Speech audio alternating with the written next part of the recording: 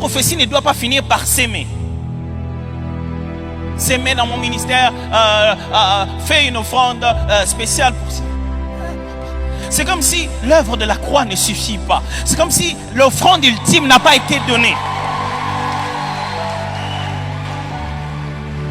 La finalité des messages prophétiques, ce n'est pas de donner de l'argent. Non, pas du tout. Non. Oh, comprenez-moi bien, j'insiste. Il y a des fois où Dieu te donne une orientation. Il y a des fois où, pour que ça puisse... il y a des fois où on veut récolter une chose, il faut en s'aimer la sémence. Mais si la seule et unique sémence est devenue de l'argent, ne l'écoutez pas. Et frère, ce n'est pas hier. Ce n'est pas quand on a commencé à voir des prophètes pour qui on dit prophétie. C'est déjà dès les premières heures de l'église. Les gens étaient en train de prier.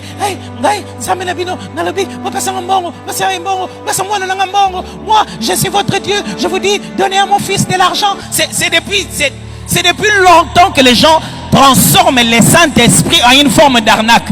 N'écoutez pas ça, mes frères. L'esprit n'est pas là pour vous dire de remplir les poches de quelqu'un d'autre chaque fois qu'il prophétise. Tous les pasteurs sont là. Je leur ai dit toujours que moi, je ne me considère pas comme pasteur à temps plein dans cette église. Je suis dirigeant d'entreprise, je suis recteur de corps, je suis enseignant itinérant, je suis artiste musicien. Donc je ne suis pas pasteur à temps plein de cette église. Je ne veux pas voir quelqu'un sillonner au bureau et dire qu'il est à temps plein. On n'a pas demandé de plein temps des gens. Et si tu es à temps plein, je veux voir pleinement ton temps être rempli du service de Dieu. N'utilisez pas les mots plein temps pour devenir oisif et ne pas travailler. Chacun d'entre eux travaille. Pour quelle raison? Parce que lorsqu'on est véritable missionnaire, on doit être artisan, on doit être capable de faire quelque chose de tes mains. Parce que la meilleure façon d'entrer en mission, c'est entrer en travailleur, pas en pasteur. Combien de pays où je ne suis pas allé, on entre, j'arrive, tout le monde me cherche.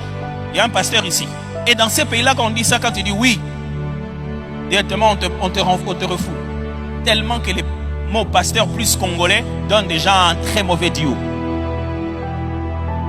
Ma joie, mon aisance, c'est que quand on dit, mais toi tu n'es pas pasteur, je l'ouvre juste mon passeport, c'est écrit artiste et musicien.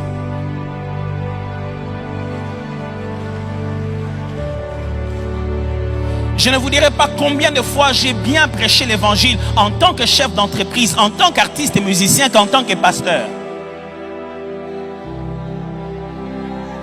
Alors, les autres à l'époque, ils ont dit non. Si quelqu'un dit qu'il est missionnaire, qu'il soit comme Paul, qu'il soit comme les autres apôtres. Ils venaient ici, faisaient leur propre temple. On les voyait travailler ici. Le bon exemple, mes frères pasteurs, c'est de ne pas venir à la chaire et raconter aux gens comment ils doivent vivre la foi chrétienne, que vous n'avez jamais eu l'opportunité de vivre dans ce milieu-là. Vous ne pouvez pas être des bons pasteurs en vous cachant dans la permanence, en imaginant la sainteté pour expliquer aux autres comment vivre la sanctification dans un milieu où ils sont nés à nez avec le péché. La pertinence de l'évangile est le fait que vous savez comment appliquer ces choses-là quand vous-même vous sortez là dehors. Alors je vous en supplie, mes frères, arrêtez de nous juger. Hé, pasteur, il fait les taxis.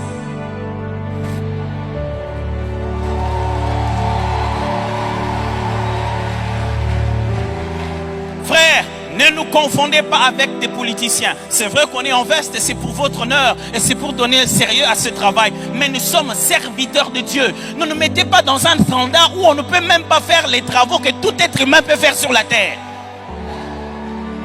Et vous êtes les premiers à nous rappeler que Jésus était charpentier. Et si vous me voyez taximène, vous avez honte.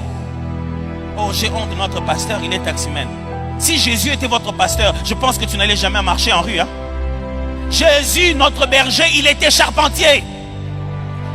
Pourquoi tu ne veux pas que moi je sois taximène? Pourquoi?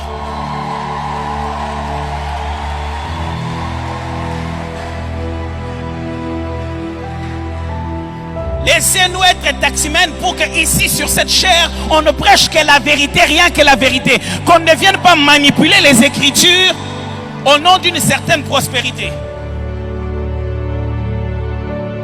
Mais souvenez-vous, qu'est-ce qui est en train de prospérer ici? Réalisons d'abord encore le texte. Bien-aimé, je souhaite que tu prospères à tous égards et sois en bonne santé comme prospère l'étang de ton âme. Qu'est-ce qui est en train de prospérer? Question. Je ne dis pas qu'est-ce que l'on souhaite que ça prospère. Je dis qu'est-ce qui est déjà en train de prospérer. Non, je veux vraiment qu'on donne une réponse ensemble pour que ça ne soit pas les pasteurs Tom Zadi. Qu'est-ce qui prospère déjà? Et qu'est-ce qu'on voudrait voir prospérer?